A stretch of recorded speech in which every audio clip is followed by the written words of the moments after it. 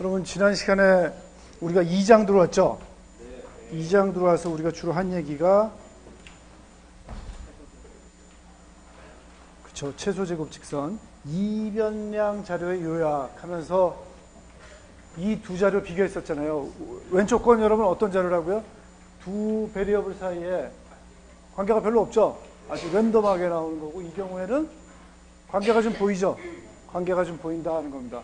이렇게 관계가 있을 때 두 개가 얼마나 상관이 있냐 정량적으로 나타내는 게 상관계수, 그죠?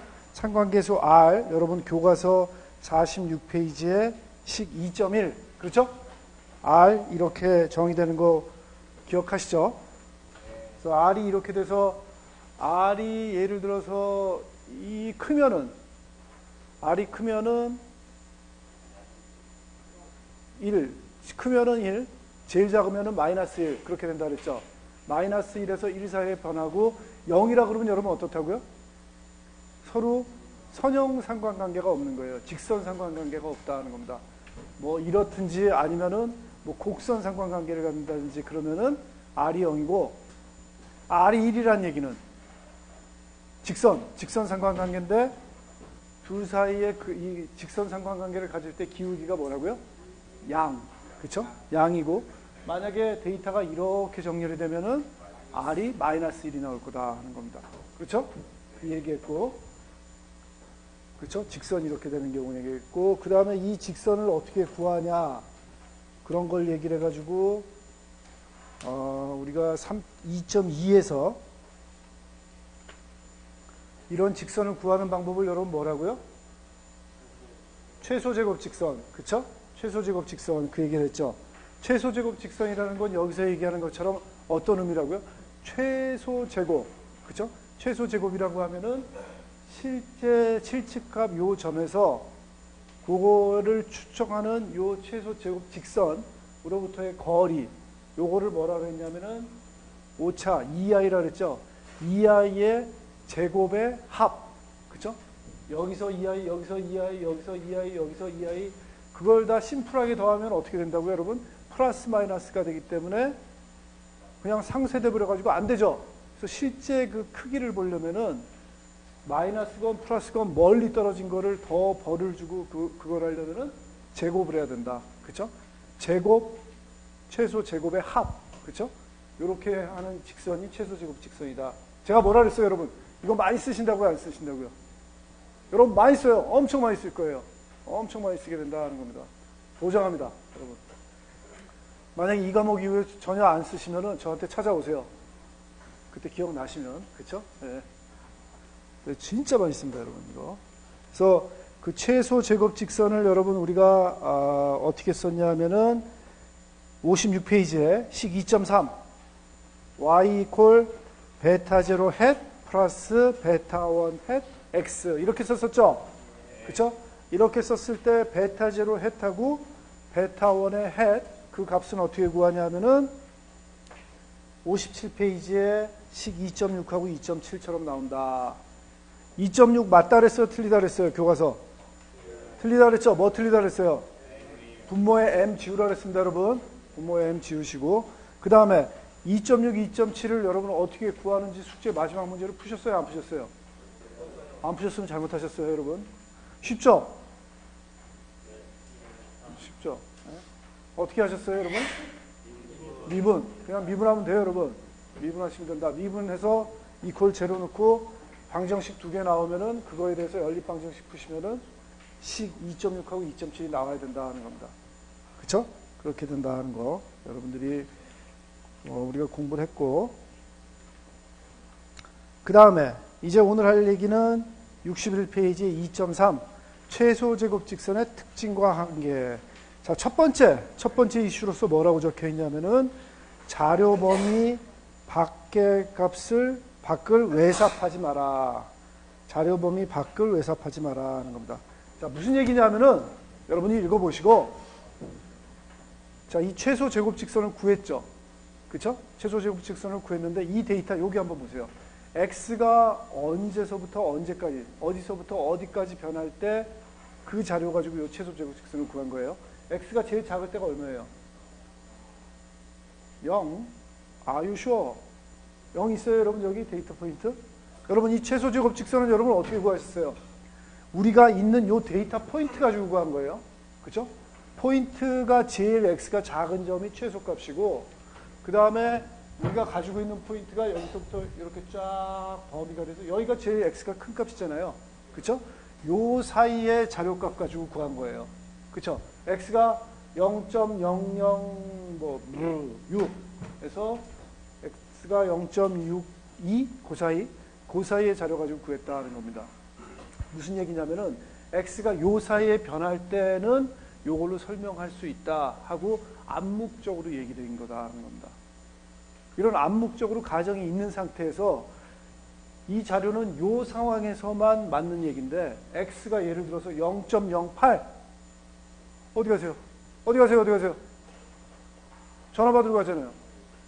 안 돼요. x가 0.08일 때 값이 얼마인지 이 직선을 가지고 추정하면 된다, 안 된다? 안 된다는 거예요, 여러분. 그 얘기예요.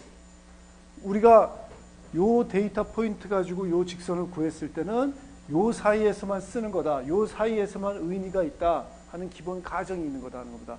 이거보다 작은 때, 클 때 이 직선을 해서 구하면 안 된다 하는 겁니다. 그러면 어떻게 해요, 여러분? 0.08일 때 뭔가 직선을 구하고 싶으면 어떻게 해야 되죠? 그렇죠. 실험을 더 해야죠. 데이터를 더 얻어야 돼요. 데이터가 언제일 때 얻어야 돼요? 0.08일 때, 그리고 0.08보다 더 클 때 이 주변의 데이터 값을 얻어가지고 밑에 있는 것까지 같이 연결해서 직선 피팅을 해야 된다는 겁니다. 여러분 또 이럴 수도 있어요. 예를 들어서 x가 내가 첫 번째 실험에서는 이렇게 했는데 두 번째는 x가 예를 들어서 0.06에서 0.08밖에 안 변할 것 같아요. 그때밖에 안 변할 것 같아요. 그래서 이쪽에 실험 많이 했어요. 실험 많이 해서 0.05부터 0.09까지 실험 많이 해서 데이터 포인트 얻었어요. 다시 직선 피팅을 했어요. 이 밑에부터 여기까지 다 해서 직선 피팅해서 쓸 수도 있어요. 근데 만약에 100% 확신이 된다면 여러분 0.06에서 요 사이만 쓸 거 확신된다면 요 밑에 데이터 포인트는 어떻게 해도 돼요? 없어도 돼요. 그렇죠? 안 쓰시는 게 더 나을 수도 있어요. 왜냐하면은 요 데이터 포인트가 사실은 우리는 여기만 관심 있는데 괜히 이 직선 기울기에 영향을 줄 수가 있죠. 그렇죠? 만약에 똑같은 트렌드라면 다행인데 여기서는 잘 맞는데 여기서는 약간 구부러져 가지고 포인트가 기울기를 떨어뜨린다면은 되려 우리가 실제로 정보를 얻은 지역에 왜곡된 정보를 줄 수가 있잖아요. 그렇죠? 여러분들이 판단을 하셔야 된다는 겁니다. 아시겠죠? 판단을 해야 된다니까 괜히 기분 안 좋아하시네요, 여러분. 오케이. 뻔히 보입니다, 하다 보면. 자, 서머리 읽어보시면 자료 범위 밖에서 적합선, 예를 들어 최소 제곱 직선을 외삽하지 마라. 선형 관계는 거기서 유지할 수 없다. 그쵸? 이 관계가, 요 기울기 가진 요 관계가 여기서 그대로 된다는 보장이 없다는 거죠, 여러분. 그쵸? 보장이 없기 때문에 하면 안 된다. 하는 얘기다. 자료가 선형이 아닐 때, 두 번째 이슈. 자료가 선형이 아닐 때 최소 제곱 직선을 사용하지 마라. 그건 아시는 거죠, 여러분? 최소 제곱 직선은 우리 기본적으로 여러분 지금은 직선이잖아요. 자료가 선형일 때만, 리니어할 때만 쓰는 거죠, 여러분. 예를 들어서 이 그래프 보세요, 여러분. 데이터가 분명히 이렇게 보이는데, 여러분, 이렇게 변하는 게 보이는데 여기다가 직선을 피팅하는 거는 잘 못한 거죠, 여러분. 이렇게 트렌드가 있으면 직선 피팅하면 안 되죠. 어떻게 해야 돼요? 곡선 피팅 해야죠, 여러분. 곡선 피팅 해야 된다는 겁니다. y equal ax 플러스 b, y equal 베타 제로 플러스 베타 1 x 이꼴이 아니라 뭐 2차 함수를 하든지 그런 식으로 곡선을 피팅을 해야지 이거 가지고 직선하면 안 된다는 겁니다. 아시겠죠? 근데 여러분 전공 공부를 좀 더 하시다 보면은 이것도 직선을 하는 경우가 있어요. 어떻게 하냐면은 여러분 곡선은 어떤 문제가 있어요? 제가 여러분 방금 전에 들으셨지만 직선은 어때요? y 이퀄 베타 제로 플러스 베타 1 x, 베타 제로 베타 1. 요 두 개죠. 기울기하고 절편만 하면 되죠. 2차 함수만 돼도 여러분 이게 몇 개가 돼요? 3개로 늘죠. 하나를 더 피팅한다는 건 부담이에요, 여러분.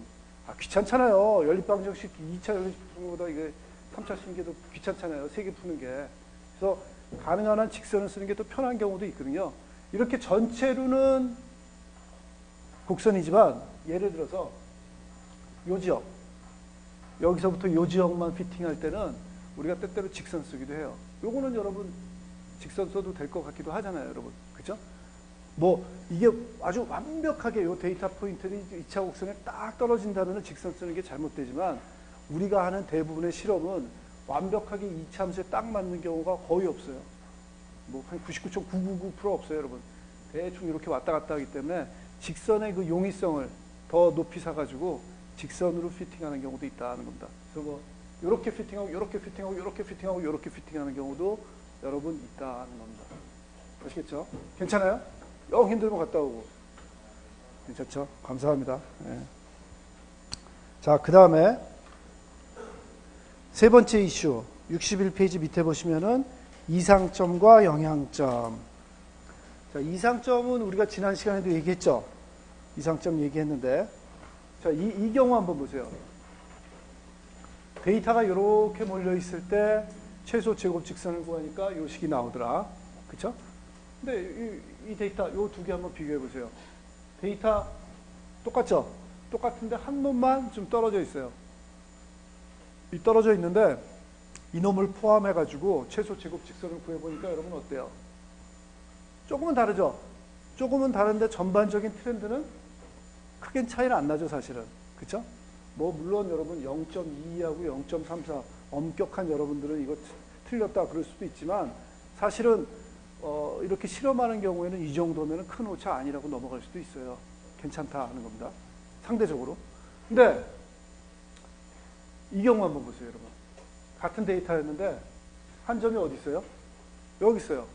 여기 있는 놈 가지고 직선을 해보니까 이거 좀 이상하다.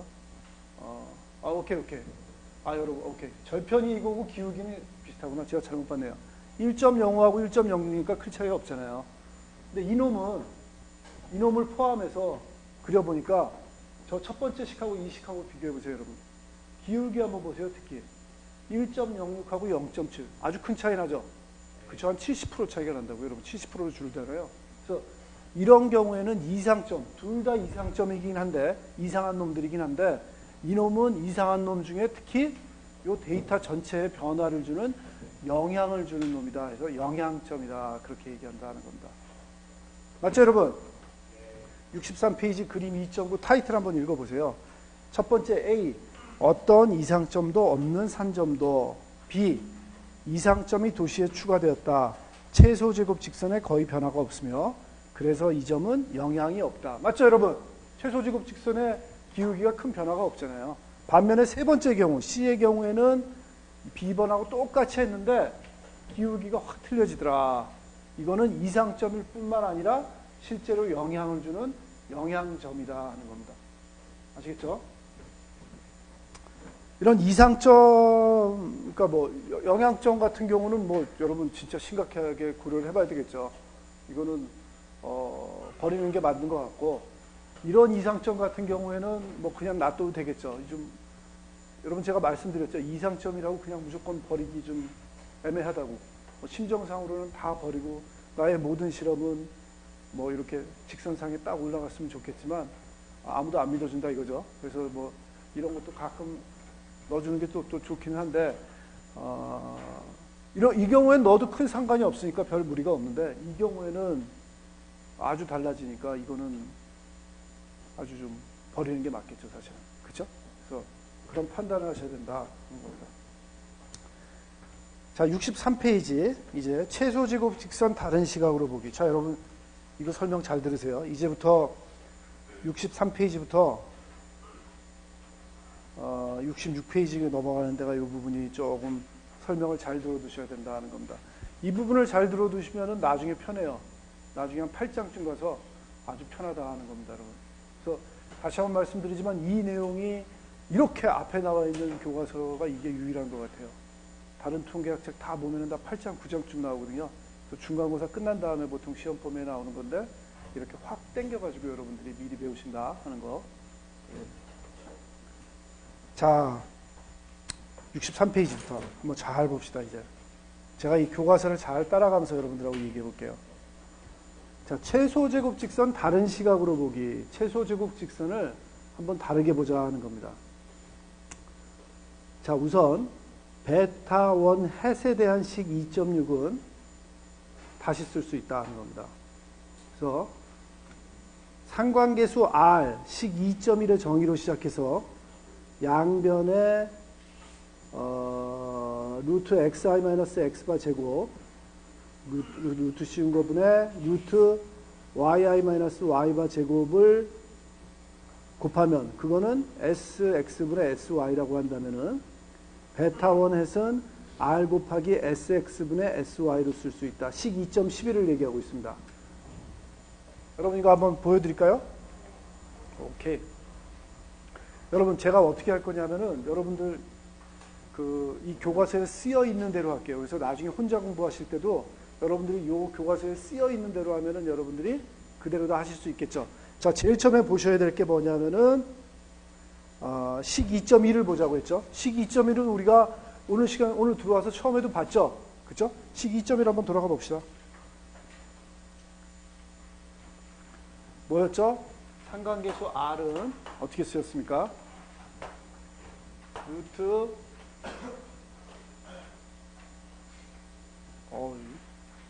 너무 안 보인다. 루트 xi-x바 제곱 루트 yi-y가 제곱 그 다음에 시그마 xi-x바 yi-y바 이거 2.1이죠. 여러분 제가 여기서 i는 1부터 n까지 안 쓸게요. 용서해 주세요. 그쵸? 안 쓰면 i는 1부터 n까지라고 합시다. 여러분 오케이? 자, 여기다가 어떻게 하라고요 여러분? 저한테 얘기해 주세요 여러분. 63페이지 다시 돌아가셔가지고 뭘 곱하라고요 여러분?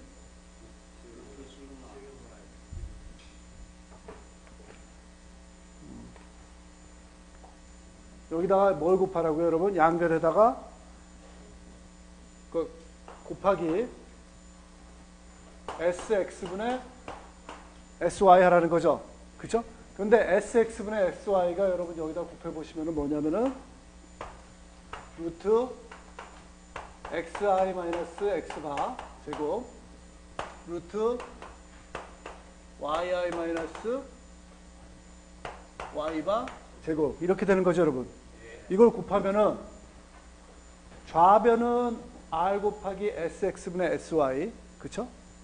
요게 sx고 요게 sy니까 이걸 곱하면 여러분 어떻게 됩니까? 요거 지워지고 요거 지워지고 그쵸?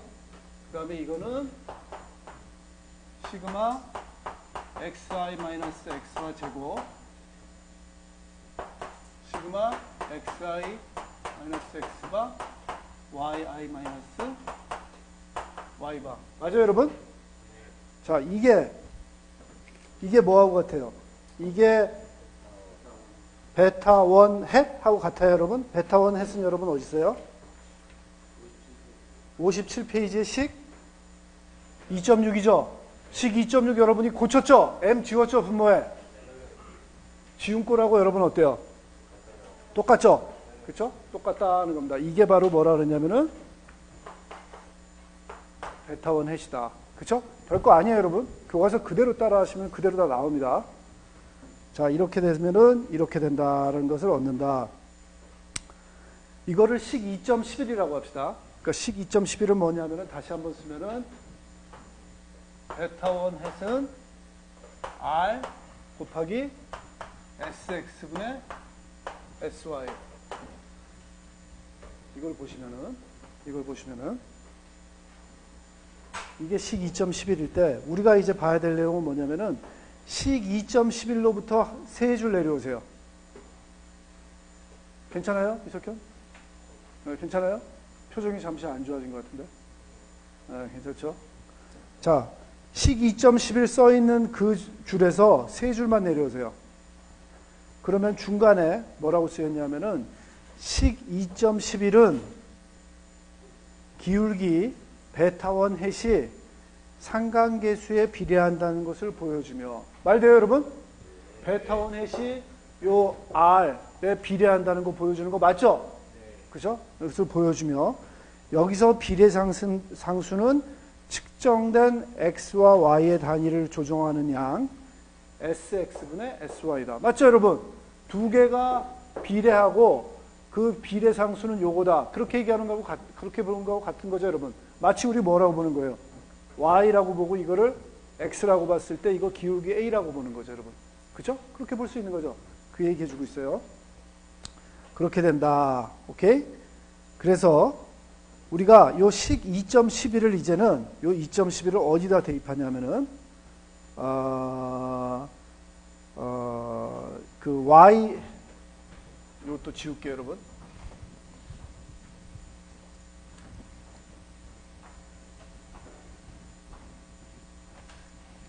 식 2.11을 어디다 넣냐면은 우리가 가지고 있는 최소 제곱 직선 식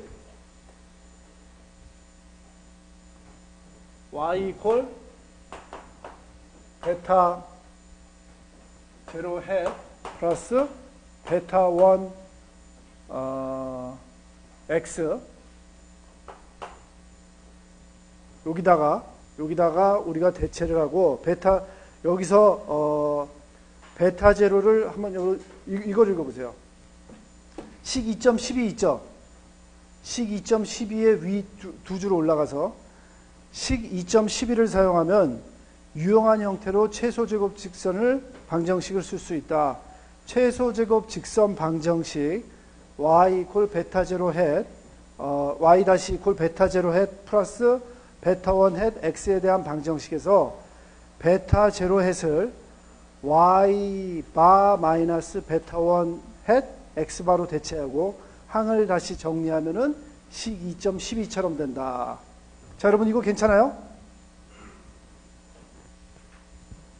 자, 여러분 이거부터 그러면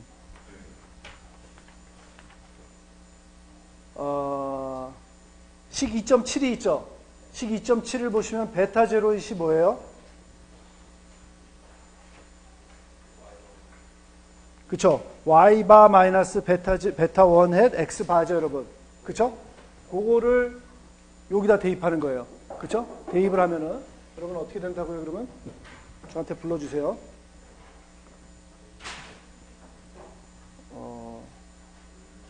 요거를 y 바 마이너스 베타 1 햇 x 바 이렇게 대체를 한다는 겁니다.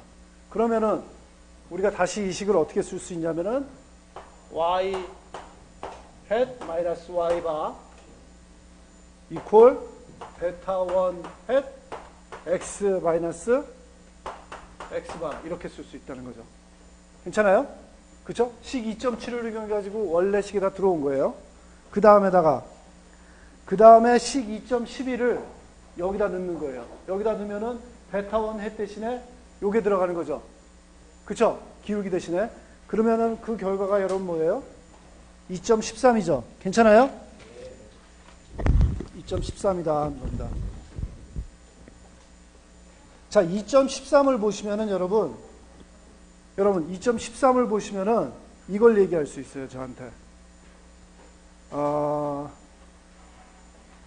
2.13을 보시면은 여러분 요거는 뭐예요? 우변에 r 곱하기 sx분의 sy는 여러분 사실은 뭐예요? 상수, 기울기죠. 기울기고 그 다음에 좌변에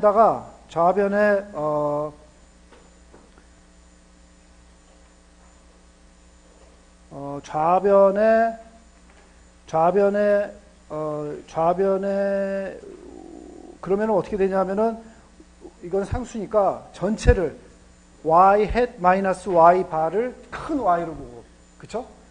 x 마이너스 x 바를 큰 x로 본다면은 y 이퀄 ax 형태죠, 그쵸? 원점을 지나는 직선 형태잖아요, 여러분, 그쵸? 그렇게 되면 우리가 어떤 얘기를 할 수 있냐면은 2.13 밑에 바로 있는 그 문장을 보시면은 따라서 다음에 밑줄을 보세요. 최소 제곱 직선은 기울기 베타 1 햇 r 곱하기 sx분의 sy인 선점도의 질량 중심 x바 y바를 통과하는 선이다. 그렇게 얘기할 수 있다는 겁니다. 말 돼요, 여러분? 그쵸? x바, y바를 원점으로 보는 그걸 원점을 통과하는 직선으로 볼 수가 있다는 거죠. 그렇게 되면 여러분 어떻게 되는 거예요? 절편이 없이 기울기만 있는 원점을 통과하는 그런 직선 형태가 되고 그 원점이 바로 x바, y바로 우리가 볼 수 있다는 거죠. 그쵸? 괜찮아요? 자, 그 사실만 여러분 기억하셔도 돼요. 우리가 이 원래 가지고 있던 절편이 있는 그 식을 만약에 원점을 통과하는 그런 형태, 절편이 없는 직선 형태로 변환을 시킬 수 있는데, 그렇게 되면은 그냥 그 원점이 아니라 우리가 일반적으로 y = ax 형태에서의 00을 통과하는 게 아니라 그 00 대신에 뭘 통과한다고요? x바, y바를 통과한다는 겁니다. 아시겠죠? x바, y바가 뭐예요, 그런데? 평균, 무슨 평균? 표본 평균, 그렇죠? 표본 평균. 우리가 가지고 있는 자료값들의 평균을 얘기를 해준다 하는 겁니다. 자, 그 다음에 64페이지. 거기까지 하신 다음에 적합도 측정, 적합도 측정이다 하는 겁니다. 적합도 측정. 64페이지 제가 읽어볼게요. 적합도 통계량은 어떤 모형이 주어진 자료 집합을 얼마나 잘 설명하는지 측정하는 양이다. 말 들어보면 그렇죠. 적합도 측정, 적합도 통계량 하는 거는 그 숫자가 얼마나 잘 적합한지, 잘 설명을 하는지 나타내는 거잖아요. 맞죠, 여러분? 그래서 그 숫자가 만약에 크면은 적합한 거고, 만약에 그 숫자가 작으면은 적합하지 않은 거, 그런 걸 나타내겠죠. 그렇죠? 그런 걸 나타낸다는 겁니다. 선형 모형은 x, y 사이에 강한 선형 관계가 있다면 잘 적합한다. 그렇죠, 여러분? 우리 y = ax, b 형태 이렇게 될 때는 어떤 경우에 제일 적합해요? 여러분, 요 모형, 요게 결국은 모형이죠. 요 직선이 선형 모형이잖아요. 모델이잖아요.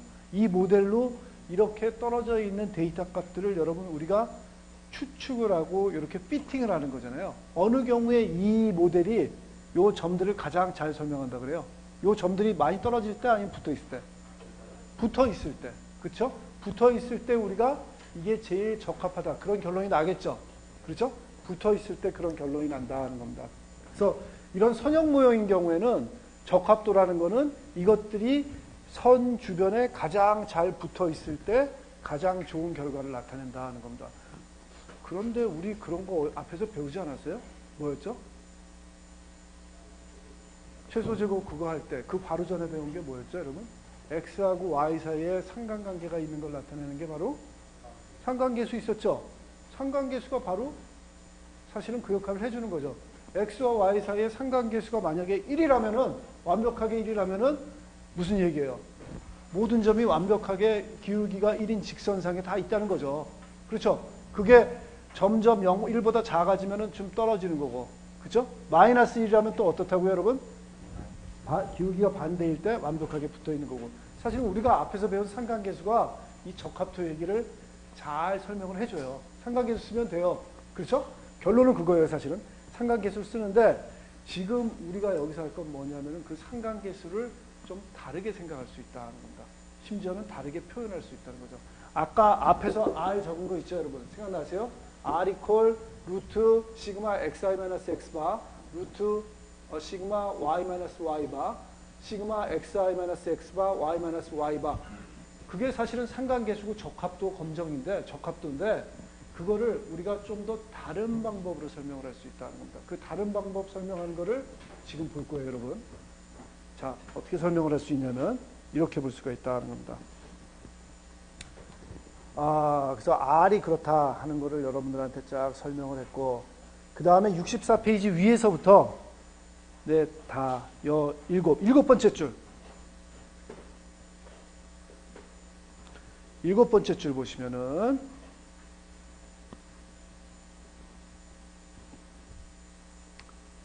잠깐. 일곱 번째 줄 보기 전에 여러분 아까 우리가 똑같이 계속 보는 이거 질소 함유량하고 용적 강도 지난 시간에 봤던 그 자료입니다, 여러분. 계속 얘기한 그 자료인데 우리가 처음에는 이 직선만 그었잖아요. 방금 전에 여러분 이 직선은 다시 그릴 수 있다 그랬죠. 어떻게? 절편이 없는 어떤 원점을 통과하는 그런 직선으로 다시 그릴 수 있다 그랬죠. 근데 그때 원점이 그냥 원점이라 그랬어요? 아니라 그랬죠. 방금 전 페이지에서 여러분 원점 대신에 뭘 써야 된다고요? X바, Y바를 써야 된다 그랬죠. 그래서 우리가 원점은 여기 있는데 Y는 Y바 값, X는 X바 값.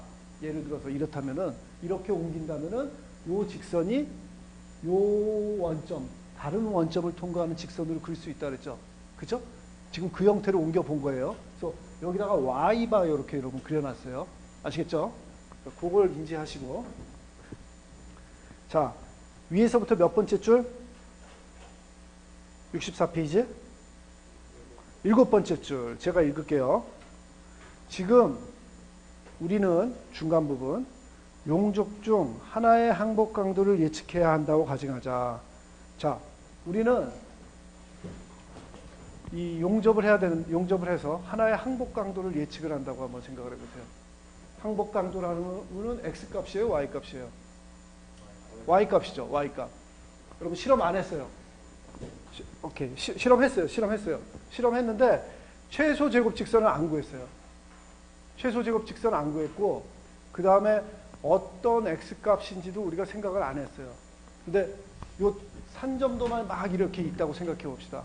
산점도만 막 이렇게 있을 때 최소 제곱 직선 안 구했다면은 여러분 보고 실험은 남들이 이렇게 여러 번 실험했더니 이런 결과가 있다.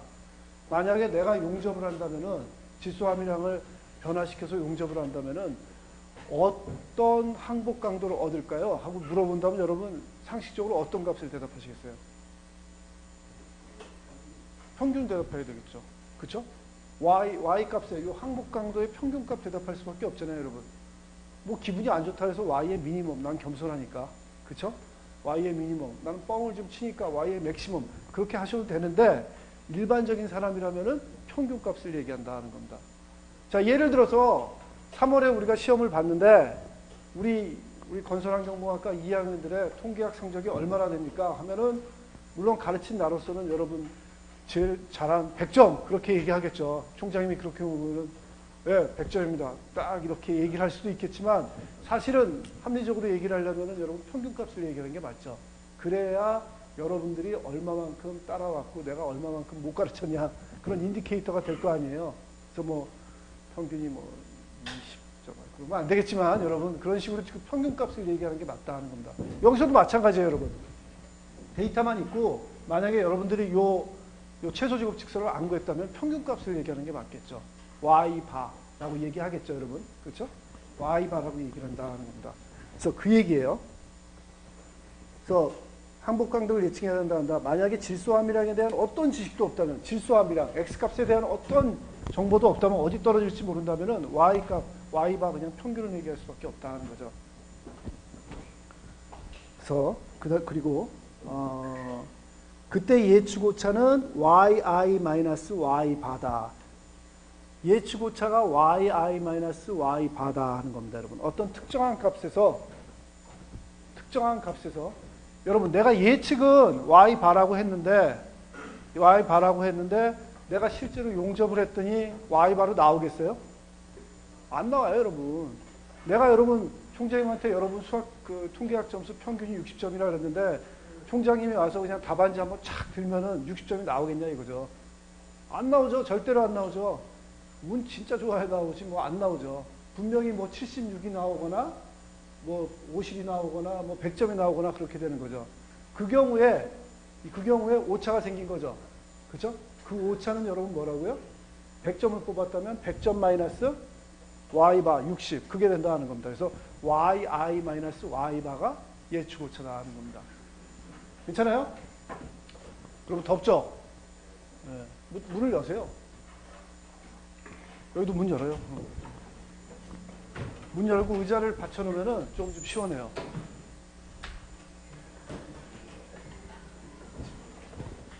여러분 재성토목관 이 강의실에 안 좋은 점이 뭐냐면은 이때가 좀 더워요. 그렇죠? 그리고 또 1학기 후반부가 더운데 여러분 제일 졸린 자리 어딘지 아세요?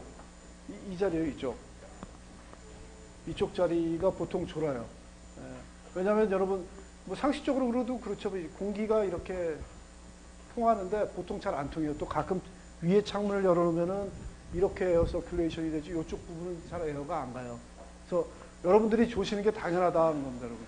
악필. 오케이? 거기 앉지 마세요. 거기 앉아서 안 좋은 사람, 좀 대단하네. 보통 이렇게 앉아기가 힘든데.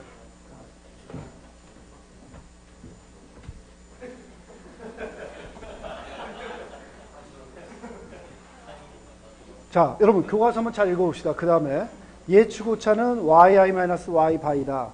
만약 각 용접의 강도를 이 방법으로 예측한다면 예측 오차의 제곱합은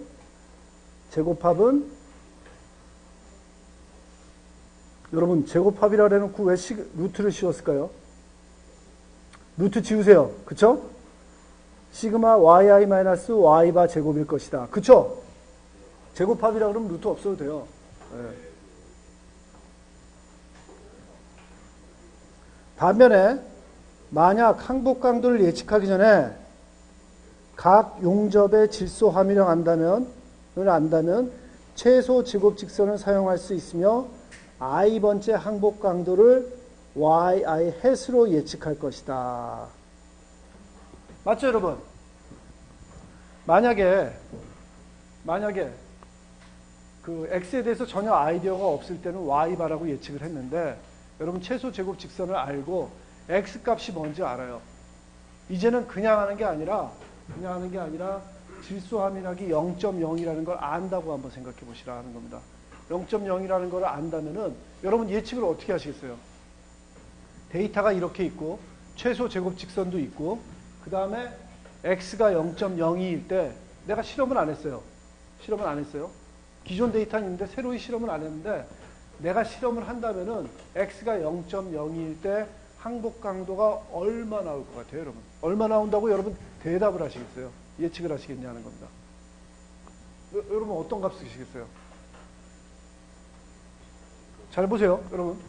0.02일 때 여러분 초이스가 여러 개 있어요.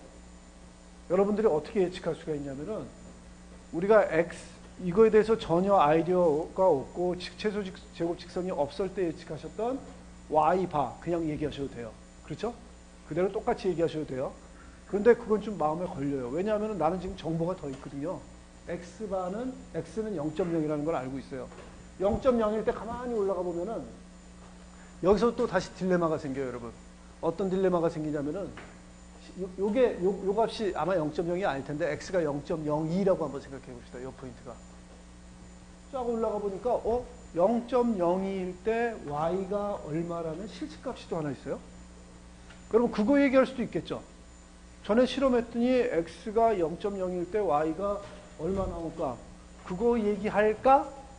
하고 또 두 번째 고민이 생기고 자 마지막 고민은 뭐냐면은 아니지 0.0일 때 올라가면은 최소 제곱 직선이 있잖아.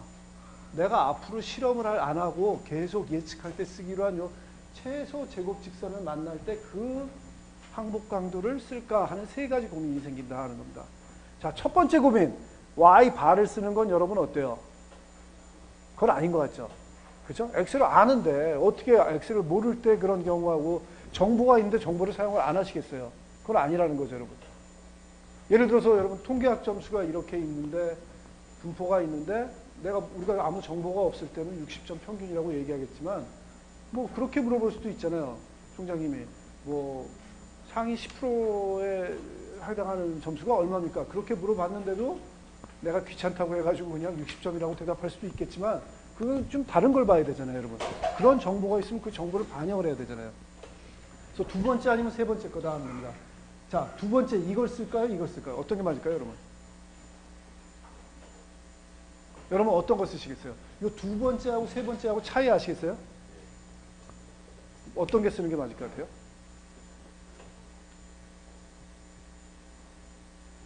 세 번째. 또 두 번째? 두 번째는 네? 다 세 번째? 네? 세 번째. 네, 고마워요.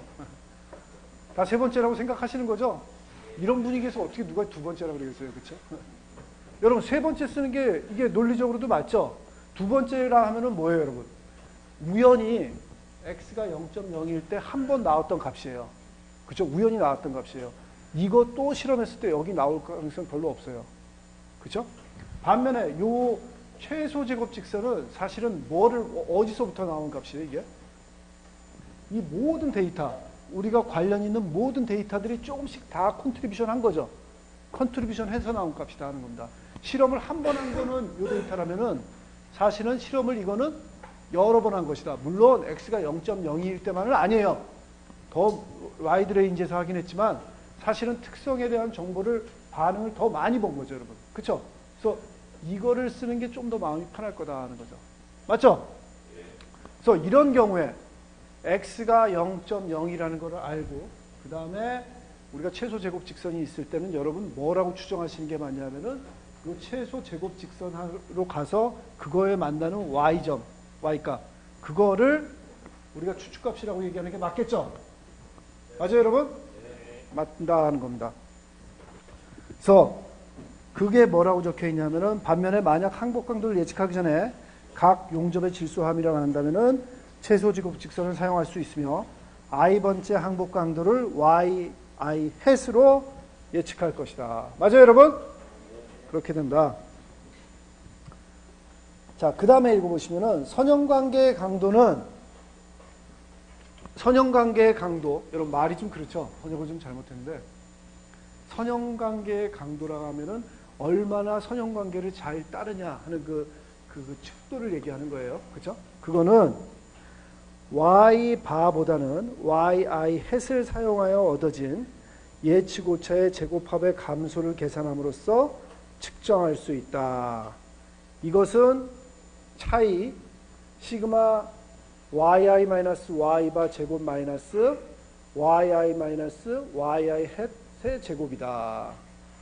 거기다 밑줄 그으세요, 여러분. 차이.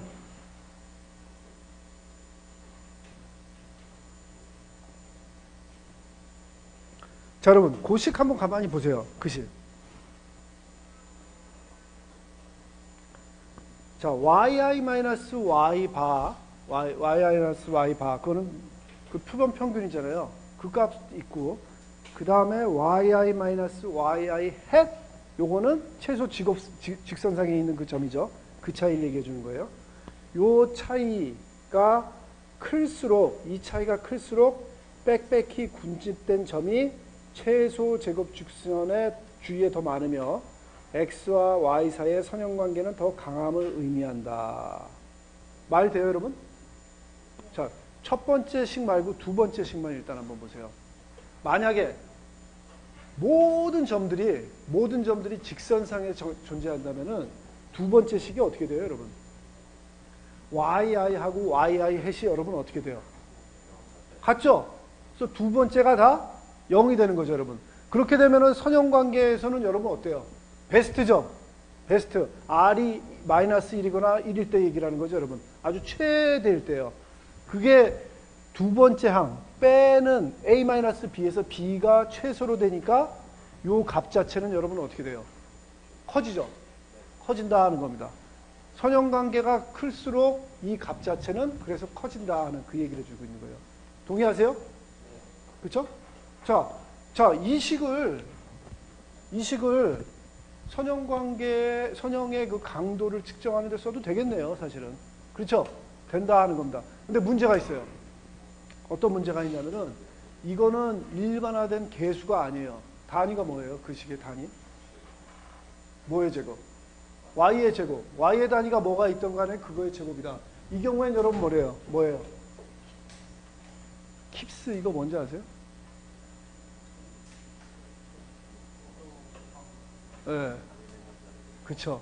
그쪽이에요, 여러분. 킬로 파운드 퍼, 스퀘어, 그런 식의 여러분, 힘 들어가고, 여러분, 면적 들어가는 그런 거에 제곱이다 하는 겁니다. 근데 이거는 단위에 따라가지고 값이 달라지잖아요. 일반화된 계수가 아니죠. 그쵸. 일반화돼서 쓸 수가 없다 하는 겁니다. 그래서 우리가 이거를 약간 단위가 없는 일반화 숫자로 만들어주는 게 필요하다 하는 겁니다. 여러분, 상식적으로 어떻게 하시겠어요, 그럼 이거를?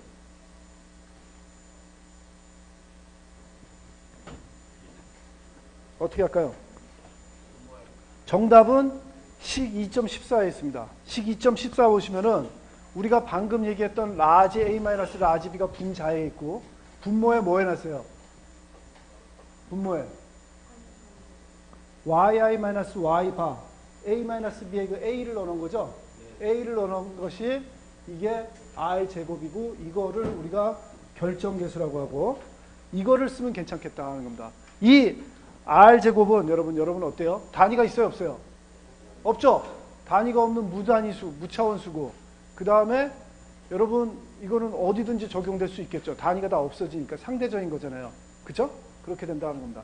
자, 2.14의 구조를 한번 다시 보세요. 우리가 여러분 64페이지 밑에 세 번째 줄 그거 얘기했을 때처럼 보시면은 모든 점들이 직선 위에 있다면은 식 2.14에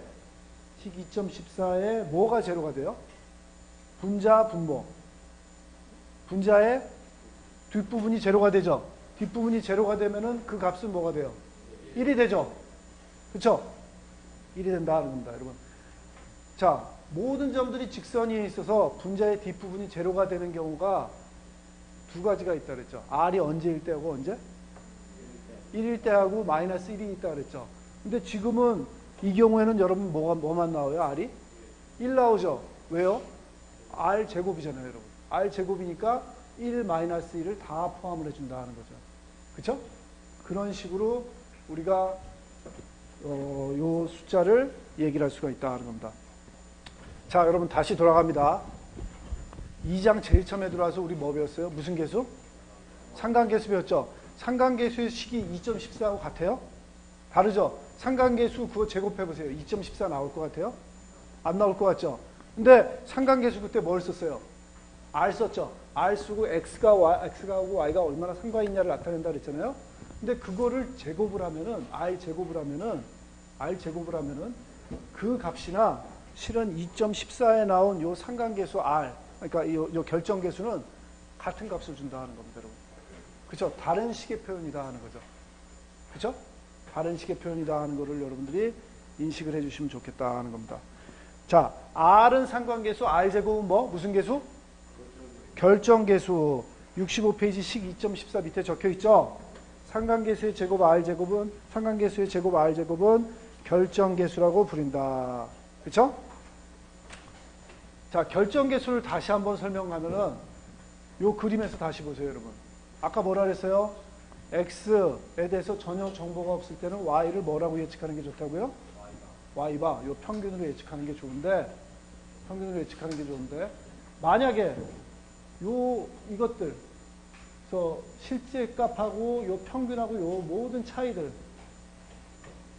그거에 제곱을 해서 다 더한 게 결정계수의 분모하고 분자의 첫 번째 항이죠.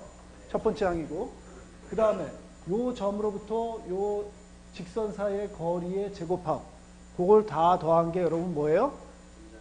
분자의 두 번째 항이다 하는 겁니다. 요게 선 위에 가득 다 있으면은 요게 어떻게 된다고요? 분자의 두 번째 항이 작아지죠. 값이 작아져가지고 점점 1에 가까워진다 하는 겁니다. 만약에 이게 커지면은 여러분은 어떻게 될까요? 요 값이 커진다면 여러분 어떤 경우가 생길까요? 이게 뭐 난장판이 되는 거죠, 여러분. 뭐 난장판이 되는 거죠, 여러분. 이렇게 무한탱이 난장판이 되면은 심지어는 여러분 R 제곱이 어떤 값을 가질 수 있어요?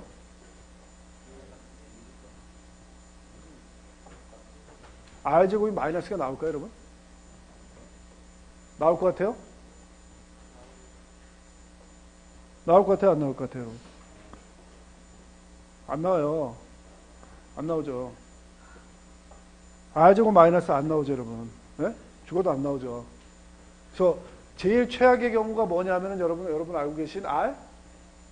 0이죠, 여러분. 뭐 딱 계산 안 하시고 R 제곱이 0이죠. R은 아까 뭐하고부터 뭐까지 변한다 그랬어요? 마이너스 1에서 1까지 변한다 그랬잖아요, 여러분. R 제곱은 그럼 어디서부터 어디까지 변해요? 0에서 1까지 변하죠, 여러분. 그쵸? 최악의 경우가 0이에요. 0일 때는 분자의 두 개가 똑같이 되겠죠. 왜 마이너스가 안 나올까요, 여러분? 분자의 구조를 한번 보세요. 왜 마이너스가 안 나올까요? 여러분, Y 바를 썼잖아요. Y 바라는 건 Y의 평균이에요. 표본 평균. 그쵸? 표본 평균보다, 그 차이보다, 최소 제곱 직선에서 나온 게 더 틀려질 수는 없어요, 여러분. 그쵸? 그 관계를 한번 생각해 보세요. 더 틀려질 수는 없어요, 여러분.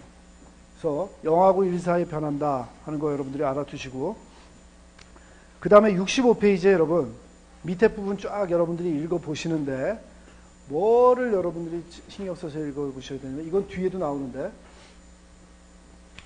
밑에서 5번째 줄, 그들은 시그마 yi-y 햇 제곱을 5차 제곱합이라고 한다. 그러니까 여러분 뭐예요? 요거 직선으로부터 떨어진 요걸 있죠? 요거에 제곱을 해서 다 더한 거, 그걸 5차 제곱합이라고 그러고,